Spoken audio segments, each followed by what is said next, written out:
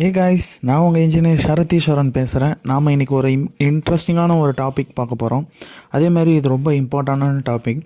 Video skip பண்ணாமல் பாருங்கள். வாங்க வீடியோக்குள்ளே போகலாம்.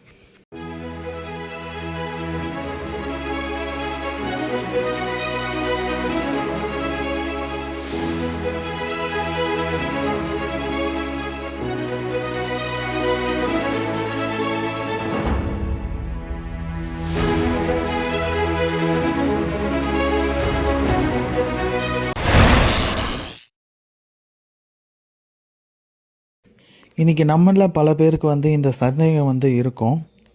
நம்ம வீட்டுக்கு மேலே ஒரு ஃப்ளோரோ இன்னும் 2 ஃப்ளோரோ கட்டலாமா அப்படிங்கிற கேள்வி இருக்கும். ஸோ யாராவது கட்ட முடியாது அப்படின்னு சொன்னாங்கன்னா நீங்கள் இந்த டெக்னிக்கை ஃபாலோ பண்ணலாம். அதை பற்றி தான் நம்ம டீட்டெயிலாக இன்றைக்கி பார்க்க போகிறோம். நாம் எதுக்காக ஸ்ட்ரென்தனிங் ஆஃப் காலம் பண்ணணும் அப்படின்னு பார்த்தீங்கன்னா, நம்ம பில்டிங் மேலே ஒரு ஃப்ளோர் கட்டுறதுக்கோ இல்லை 2 ஃப்ளோர் கட்ட போகிறோம், இல்லை நம்ம ரெசிடென்ஷியல் பில்டிங்கை கமர்ஷியலாக கன்வெர்ட் பண்ண போகிறோம் அப்படின்னா நீங்கள் இந்த மெத்தட்ஸ்லாம் கண்டிப்பாக ஃபாலோ பண்ணணும். பட் முக்கியமான விஷயம் என்னன்னு பார்த்தீங்கன்னா, இது பார்த்தீங்கன்னா இந்த மாதிரி மெத்தட்ஸ் எங்கே ஃபாலோ பண்ணலான்னு பார்த்தீங்கன்னா, நம்ம ஆர்சிசி ஃப்ரேம்டு ஸ்ட்ரக்சர்ஸில் மட்டும்தான் இதை ஃபாலோ பண்ண முடியும். இல்லைனா நம்ம ஆர்சிசி லோட் பேரிங் ஸ்ட்ரக்சராக இருந்ததுன்னா ஃபாலோ பண்ணலாம் நம்ம கண்டிப்பாக. ஸோ இந்த மாதிரி ஸ்ட்ரென்தனிங் டெக்னிக்ஸ்லாம் எங்கே பயன்படுத்தலாம்னு பார்த்தீங்கன்னா, நம்ம காலம்ஸில் பயன்படுத்தலாம், அப்புறம் பீம்ஸில் பயன்படுத்தலாம், அப்புறம் நம்ம ஓவரால் பில்டிங்கோட வெயிட் இன்க்ரீஸ் ஆகும்போது நம்ம ஃபுட்டிங்ஸ்லேயும் இந்த டெக்னிக்கை நம்ம பயன்படுத்துகிறது ரொம்பவே நல்லது. ஸோ அட் ஃபர்ஸ்ட் பார்த்தீங்கன்னா, ஒரு காலமையோ இல்லை பீமை நம்ம ஸ்ட்ரென்தன் பண்ணோன்னா ஒரு 2 வகையில் ஸ்ட்ரென்தன் பண்ணலாம். ஒன்று பார்த்தீங்கன்னா ஆடிங் ரெயின்ஃபோர்ஸ்மெண்ட், நம்ம கம்பியை மேலே மேலே ஆட் பண்ணுறனால உங்களுக்கு அது ஸ்ட்ரென்த் ஆகும். இல்லைனா காங்கிரீட்டோட டெப்த்தோ இல்லை அதோட வித்தோ இன்க்ரீஸ் பண்ணிங்கன்னா அந்த ஸ்ட்ரக்சரோட ஸ்ட்ரென்த் இன்க்ரீஸ் ஆகும். ஸோ அதை எப்படி முறையாக பண்ணுறது அப்படிங்கிறத இப்போ பார்ப்போம்.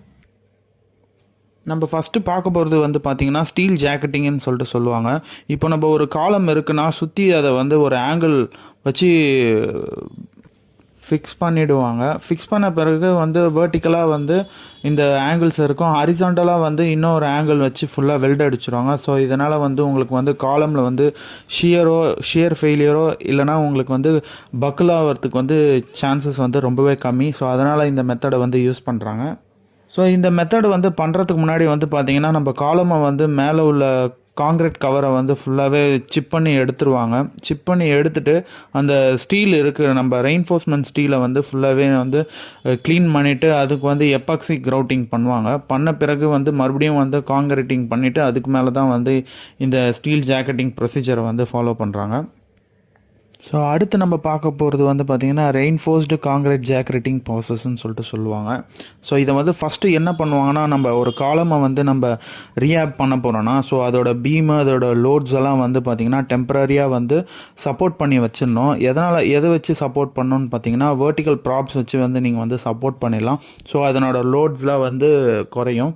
ஸோ அடுத்து என்ன பண்ணுறாங்கன்னு பார்த்தீங்கன்னா, காலமை லைட்டாக சிப் பண்ணிவிட்டு ஸோ அதில் பார்த்திங்கன்னா ஆங்கரிங் பண்ணுறாங்க நம்ம ராட்ஸு, ஸ்டீல் ராட்ஸை. ஸோ அதை சுற்றி ஒரு கேஜிங் மாதிரி பண்ணுறாங்க.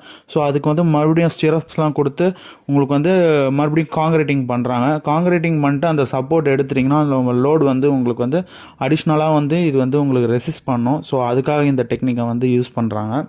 ஸோ இந்த டெக்னிக் நிறைய இடத்துல நிறைய பேர் பண்ணுறாங்க இந்த டெக்னிக்கை. ஸோ இது ரொம்ப யூஸ்ஃபுல்லான ஒரு டெக்னிக்கு. இதனால் உங்களுக்கு என்ன பெனிஃபிட்னு பார்த்தீங்கன்னா, உங்களுக்கு அடிஷ்னல் ராட்ஸ் ஆட் ஆகும். அதேமாரி காங்கிரீட்டோட சைஸ் பார்த்திங்கன்னா இன்க்ரீஸ் ஆகும். ஸோ நம்ம அடுத்து பார்க்க போகிறது பார்த்திங்கன்னா எஃப்ஆர்பி ஜாக்கெட்டிங்னு சொல்லுவாங்க. இதை பார்த்திங்கன்னா ஃபாரின் கண்ட்ரீஸில் இதை நிறைய அடாப்ட் பண்ணி ஒர்க் பண்ணுறாங்க. ஸோ இதில் என்ன பெனிஃபிட்னு பார்த்தீங்கன்னா, இது இந்த எஃப்ஆர்பிங்கிறது என்னென்னா, ஃபஸ்ட்டு ஃபைபருங்கிறது தான் ரெயின்ஃபோர்ஸ்டு பிளாஸ்டிக்ஸை தான் உங்களுக்கு எஃப்ஆர்பின்னு ஷார்ட்டாக சொல்கிறாங்க. ஸோ ஃபைபர்னால் என்னென்னு பார்த்தீங்கன்னா, இதில் ஸ்டீல் ஒயர்ஸு, கிளாஸஸ்ஸு இதை தான் மேக் பண்ணி ஃபைபர் ரெயின்ஃபோர்ஸ்டாக உங்களுக்கு கொண்டு வராங்க. ஸோ இதை ஃபஸ்ட்டு என்ன பண்ணுறாங்கன்னு பார்த்தீங்கன்னா, இந்த ஃபைபர் மெஷ்ஷை பார்த்திங்கன்னா ஒரு காலம்லேயோ இல்லை உங்களுக்கு ஒரு பீம்லேயோ இல்லை ஒரு ஸ்லாப்லேயோ பார்த்திங்கன்னா உங்களுக்கு நல்லா ரவுண்ட் பண்ணி உங்களுக்கு நல்லா டைட்டன் பண்ணிடுறாங்க. இது பார்த்திங்கன்னா ஒரு பேரியராக உங்களுக்கு ஆக்ட் ஆகும். நம்ம ஸ்டீல் ஜாக்கெட்டிங்கில் பார்த்த டெக்னிக் மாதிரி தான் இது. ஸோ இதோட மெட்டீரியல் மட்டும் தான் வேறு மாதிரி இருக்கும், பட் எல்லாமே பார்த்திங்கன்னா ஒரே மாதிரியான ஒரு இது தான் இது. ஸோ நீங்கள் இது பண்ணுறனால என்ன ஒரு பெனிஃபிட்னு பார்த்தீங்கன்னா, உங்களுக்கு அதே தான் நம்மளுக்கு காலம் ஃபெயிலியர்ஸ் எல்லாம் வந்து பார்த்திங்கன்னா உங்களுக்கு ரெசிஸ்ட் பண்ணோம். ஸோ அதுக்காக தான் இந்த மெத்தடை வந்து யூஸ் பண்ணுறாங்க. ஸோ இந்த மாதிரி மெத்தட்ஸ்லாம் வந்து பார்த்திங்கன்னா சென்னையிலையும் நிறைய இடத்துல வந்து பண்ணியிருக்காங்க. அதேமாதிரி பெங்களூர் சிட்டிஸ்லேயும் ஹைதராபாத் சிட்டிஸ்லேயும் வந்து பார்த்திங்கன்னா அதிகமாக இந்த மாதிரி உங்களுக்கு வந்து ரீஹாபிலேஷன்ஸ்லாம் பண்ணிகிட்ருக்காங்க. ஸோ வந்து இதில் ஒரே ஒரு பாயிண்ட் மட்டும் தான் நான் சொல்லணும்னு வந்து நினைக்கிறேன். ஸோ இந்த மெத்தட்ஸ்லாம் வந்து நீங்கள் ஒரு ஸ்கில்டு லேபர் மூலயமா தான் நீங்கள் வந்து பண்ணணும்.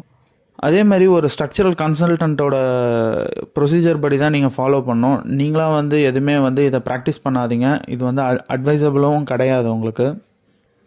ஸோ இந்த வீடியோ வந்து உங்களுக்கு இன்ஃபர்மேட்டிவாக இருக்கும்னு நான் நம்புகிறேன். இதே மாதிரி பண்ணும்போது டவுட்ஸ் இருந்தால் கமெண்ட் பாக்ஸில் கமெண்ட் பண்ணுங்கள். மறக்காமல் சேனலை வந்து சப்ஸ்கிரைப் பண்ணுங்கள். தேங்க்யூ ஃபார் வாட்சிங். Bye bye.